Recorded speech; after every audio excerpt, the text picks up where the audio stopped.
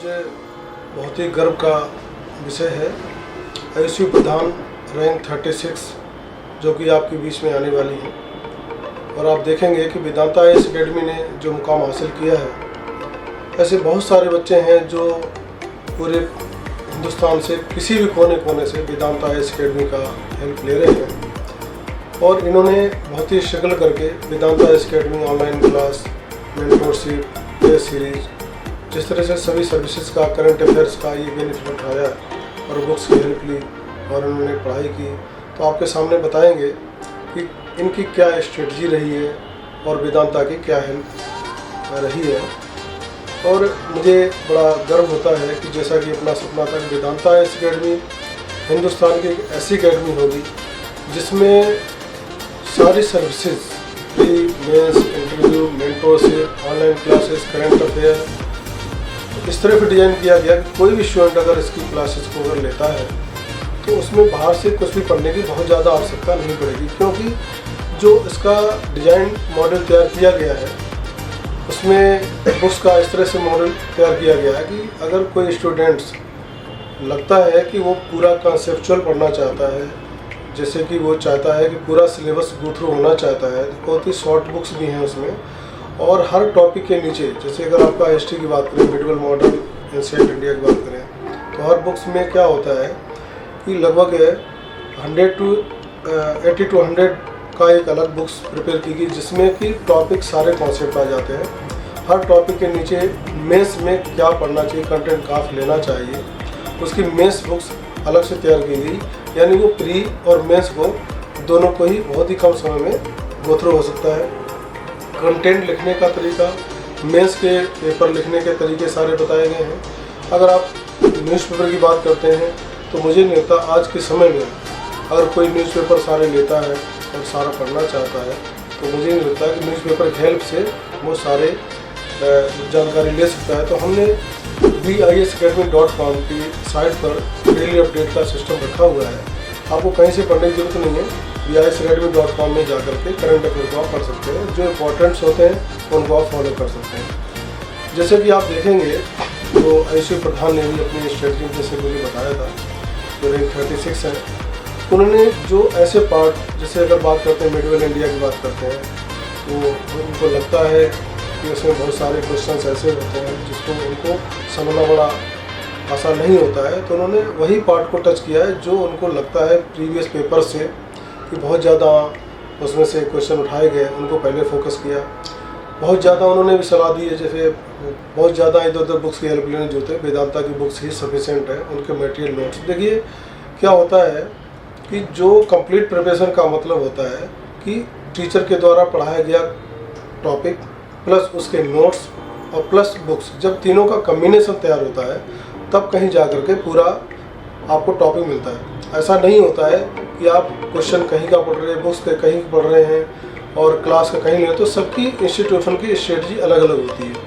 और यही कारण होता है कि बहुत ज़्यादा जब बिखराव की स्थिति होती है तो स्टूडेंट कन्फ्यूज हो जाते हैं और उसकी वजह से कुछ समय बाद उनको लगता है कि शायद मेरे से नहीं हो पाएगा, तो बीच में कहीं ना कहीं ड्रॉप हो जाता है। दूसरा आपने देखा और इनका इंटरव्यू में देखेंगे कि जो ऑप्शन सब्जेक्ट सेलेक्ट करने का तरीका होता है, तो बहुत सारे स्टूडेंट ऐसे कंफ्यूज हो जाते हैं कि उनको हर सब्जेक्ट में लगभग उनको ऐसा लगता है कि मुझे सबकी नॉलेज है और उन्हें ऑप्शन सब्जेक्ट क्या लेना चाहिए, तो वहाँ पर भी गलतियाँ होने के चांसेस होते हैं। तो वो उन्होंने बताया भी है कि भी आप सारे टॉपिक का पढ़ के देखिए कि जिसमें आपको बहुत ज़्यादा इंटरेस्ट क्रिएट होता है, उन टॉपिक को आपको पढ़ने की आवश्यकता होती है। इसके अलावा वेदांता की जो बुक्स की हेल्प है या नोट्स हैं, या उसका भी आप माध्यम ले सकते हैं। वेदांता की जो मेंटोर हैं उनकी हेल्प ले सकते हैं अगर आप नहीं भी आ सकते हैं।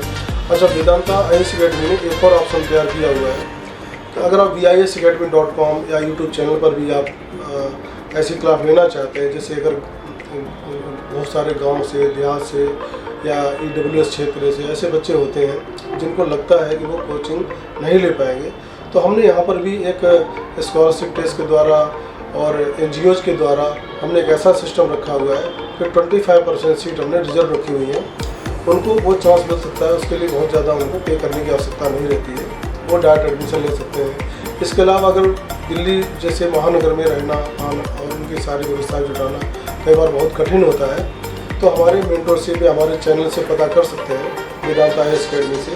वहाँ पर हमारे काउंसलर्स, मेंटर्स, फैकल्टीज़ और जो स्टाफ बैठे होते हैं उनसे हेल्प ले करके आप लाइव क्लासेस, रिकॉर्डेड क्लासेस या कंप्लीट नोट्स आप फ्री ऑफ कॉस्ट भी प्राप्त कर सकते हैं। यूट्यूब चैनल में बहुत सारे हमने लाइव कर रखी हैं क्लासेस और बहुत सारी ऐसी कोर्सेज डाल रखे हैं। आप देखेंगे, आप सर्च करेंगे वेदांत IAS अकेडमी में तो फीचर्स आपको दिख जाएंगे।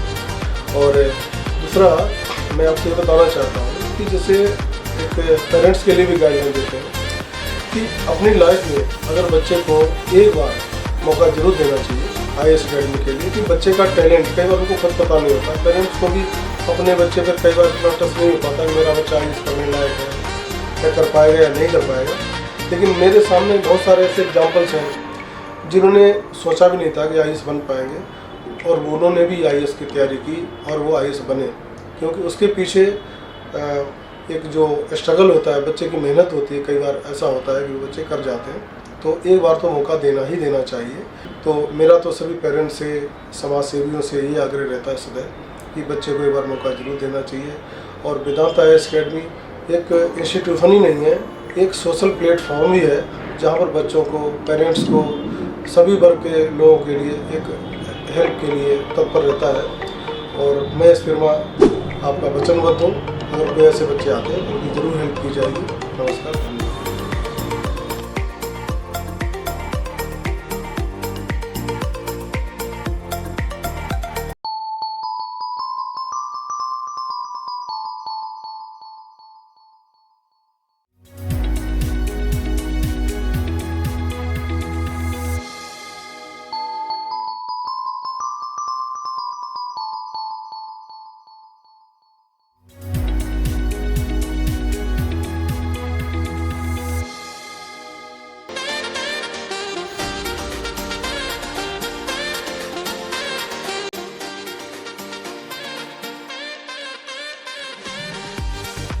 आज हमारे साथ हैं आयुषी प्रधान, जिन्होंने यूपीएससी 2023 के रिजल्ट में 36 रैंक सिक्योर किया है। तो आयुषी, आपको बहुत सारी बधाइयाँ। और मैं जानना चाहूँगा कि अभी कैसा फील हो रहा है आपको, क्योंकि बंद कमरे में हम प्रिपरेशन करते हैं और कोई नहीं जानता हमें, और अचानक से हमें इतनी लाइमलाइट मिलती है, सभी जानने पहचानने लगते हैं, तो कितना कुछ बदल जाता है एक पल में। मुझे बहुत ज़्यादा अंदर से बहुत ज़्यादा खुश हूँ, क्योंकि मेरा जर्नी काफ़ी लंबा था, अराउंड 3 to 4 years, और मैंने बहुत बड़ा रिस्क भी लिया था। मैंने जॉब छोड़ा था, MBA कॉलेजेस अच्छी जगह से हो गया था, उसको मैंने छोड़ के स्टार्टेड प्रिपरेशन, सब कुछ छोड़ के, और कंप्लीट आइसोलेशन में पढ़ती थी। फैमिली फ्रेंड्स से भी ज़्यादा कांटेक्ट नहीं थे, बस mummy papa and 1-2 close friends से मेरी बात होती थी। तो काफ़ी ज़्यादा मतलब आइसोलेशन में पढ़ाई किया था। जब मैंने फाइनली देखा कि मेरा जो मैंने सपना देखा था वो पूरा हो रहा है, तो मैं काफ़ी ज़्यादा खुश हूँ। खुशी से ज़्यादा ये है कि मुझे भगवान ने एक मौका दिया है कि मैं कुछ कर पाऊँ सोसाइटी के लिए, कंट्री के डेवलपमेंट में मैं कंट्रीब्यूट कर पाऊँ। तो ये भी सोच के मुझे खुद पे बहुत ज़्यादा अंदर से प्राउड फील होता है खुद के लिए। जब हम पढ़ाई करते हैं, स्टडी करते हैं, जो बच्चे सिविल सर्विसेज के लिए, तो कंटेंट हो जाता है, मटेरियल है, सारी चीज़ें, लेकिन यूपीएससी के लिए पढ़ने के लिए सही अप्रोच क्या होना चाहिए, किस ढंग से पढ़े, वो अप्रोच नहीं समझ में आता इतना जल्दी, उस पर क्या गाइड करेंगे आप स्टूडेंट्स को? मैं यही बोलूँगी कि ज़्यादा कंटेंट के पीछे मत भागिए, जस्ट चूज़ 1 कंटेंट और 2 कंटेंट, क्योंकि हर जगह सेम ही चीज़ होता है, बस वो डिफरेंट लैंग्वेज में प्रेजेंट करते हैं। तो एक ही कंटेंट अपना बेस बनाइए एंड उस पर आप 3-4 एक कंटेंट बेस होगा, बाकी 3-4 कंटेंट को आप रेफ़र करके उसी बेस कंटेंट में वैल्यू एडिशन कर लीजिए। और जब भी आप टॉपर कॉपीज़ या कोई भी आंसर शीट देख रहे हो या कोई भी कोचिंग के सोल्यूशन देख रहे हो, तो वहाँ पे आपको जो पॉइंट्स अच्छा लगे वो आप अपने वो बेस नोट जो आपने बनाया उस पर आप ऐड कर दीजिए। बाकी आप अगर न्यूज़पेपर पढ़ रहे हो तो वहाँ से अगर आप कुछ भी यूनिक एग्जांपल्स आपको मिल रहे हैं उसको भी अपने बेस नोट्स में ऐड कर दीजिए।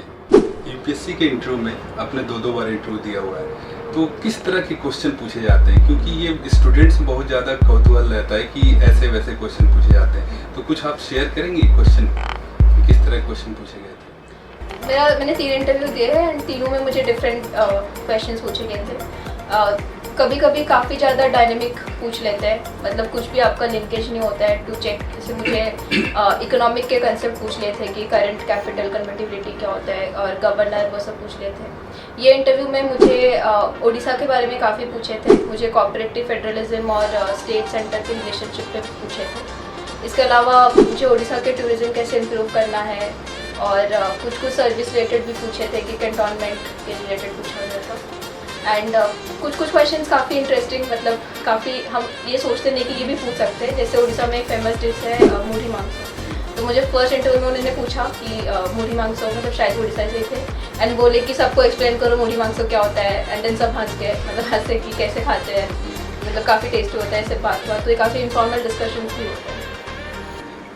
ये बताएं कि बहुत सारे इंटेलेक्चुअल्स कहते हैं, जो टीचर्स हैं और प्रोफेसर्स भी हैं इस इंडस्ट्री के, कि लाइफ में एक बार यूपीएससी की प्रिपरेशन करनी चाहिए 1 साल के लिए, भले ही आपको पेपर देना हो या ना देना हो। आपके लाइफ में अपने पर्सनैलिटी में क्या क्या चेंजेस महसूस हुए प्रिपरेशन से और क्या बेनिफिट्स हुए? एक तो ये हुआ कि initially I was not that much aware citizen of India. मुझे कॉन्स्टिट्यूशन के आर्टिकल्स और जो हमारे पास फंडामेंटल राइट्स होते हैं, मुझे उसकी जानकारी बिल्कुल भी नहीं थी, जो कि आई फील कि एवरी सिटीज़न शुड हैव। बाकी जो इंडिया का लीगल फ्रेमवर्क है उसका भी आइडिया नहीं था। मुझे ये राइट नहीं था कि as a female what all rights I have, जो कि मुझे लगता है कि सभी फीमेल को पता होना चाहिए कि उनके पास ये राइट्स है। अगर उनको कोई भी हैरेस कर रहे हैं they can they have lot of legal power, तो ये उनको पता होना चाहिए, जो मुझे नहीं पता था। तो ये जो लीगल अवेयरनेस है ये मेरे अंदर काफ़ी बढ़ी है। जो एक अवेयर सिटीज़न ऑफ इंडिया को पता होना चाहिए अपने कंट्री को लेके, अपने कॉन्स्टिट्यूशन को लेके, वो मेरा बड़ा है। बाकी जो कल्चर को लेके जो रिस्पेक्ट होता है इंडियन कल्चर को लेके, वो मेरे अंदर काफ़ी बड़ा है कि हमारा जो कल्चर है इतना ज़्यादा रिच है, इतना ज़्यादा हमारे पास वो हिस्टोरिकल वो सब है, तो वो बड़ा है। इसके अलावा जो ट्रेड्स मेरे अंदर बड़े हैं, दैट इज़ पेशेंस। इनिशियली मैं काफ़ी ज़्यादा इम्पेशेंट होती थी, मुझे लगता था कि इमीडिएट मुझे रिजल्ट चाहिए, लेकिन यहाँ पे जब मैंने इतना साल तक वेट किया तो वो पेशेंस मेरे अंदर काफ़ी ज़्यादा बढ़ी है। उसके अलावा इनिशियली मैं थोड़ी सी शॉर्ट टेम्पर थी, तो वो सब चीज़ें भी काफ़ी ओवरकम हो चुका है नाउ। अब मैं काफ़ी काम रहती हूँ, मुझे इतना गुस्सा नहीं आता है। इसके अलावा कंसिस्टेंसी भी काफ़ी बढ़े हैं कि जो भी चीज़ मैं करती हूँ कंसिस्टेंट रहती हूँ। एंड कभी भी हार नहीं मानने का जो होता है एटीट्यूड, वो भी बढ़ा है काफ़ी, क्योंकि एग्ज़ाम में बहुत बार आपको लगता है कि यू शुड क्विट, लेकिन फिर भी मैं खुद को बिलीव करके मैं हार नहीं मानती थी। तो जो आपका स्ट्रॉन्ग विल पावर होता है वो भी बढ़ा है। लास्ट में आप जो बच्चे प्रिपरेशन कर रहे हैं या करना चाहते हैं, उनको क्या मैसेज देना चाहेंगे? मैं यही दूँगी कि आप खुद के ऊपर भरोसा रखिए और हमेशा अपना 100% दीजिए। जब तक आपको लगे कि आपने 100% नहीं दिया है, तब तक आप प्रिपरेशन कर सकते हैं, क्योंकि मुझे पता था कि फर्स्ट सेकंड में मेरा 100% नहीं है, there is still scope of improvement. तो वो कीजिए एंड आप प्रॉपर गाइडेंस फॉलो कीजिए। अगर आप मिसगाइड हो रहे हो तो आपका ईयर्स अटेम्प्ट वेस्ट होंगे। तो एक प्रॉपर स्ट्रेटेजी बनाए एंड सही गाइडेंस आप फॉलो कीजिए। एंड अगर आपको लगे कि आपको क्विट करना चाहिए ये जर्नी, देन ऑलवेज रिमेंबर कि आपने शुरू क्यों किया था, एंड वो रीज़न आपका काफ़ी स्ट्रॉन्ग होना चाहिए which can actually push you towards the journey, ताकि आपको काफ़ी ज़्यादा मतलब एंड में सक्सेस मिले।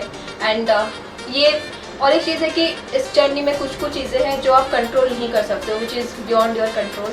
जैसे इंटरव्यू में आपको कौन सा बोर्ड मिलेगा, ऑप्शनल स्केलिंग एक होता है, तो वो कौन सा साल कौन सा ऑप्शनल अच्छा परफॉर्म करेगा, तो उस पर मतलब सोच के ज़्यादा फालतू का एंग्जाइटी मत लीजिए। जो चीज़ आपके हाथ में है ना, जो बोलते हैं कंट्रोल द कंट्रोलेबल्स, तो वही कीजिए। जो आपके हाथ में आप कंट्रोल कर सकते हो, आप वही चीज़ को कीजिए। जो आप कंट्रोल नहीं कर सकते उसको सोच के फालतू का स्ट्रेस मत लीजिए and give your best. And definitely अगर आप 100% दोगे, कभी ना कभी आपको रिजल्ट ज़रूर मिलेगा। Thank you so much Ayushi.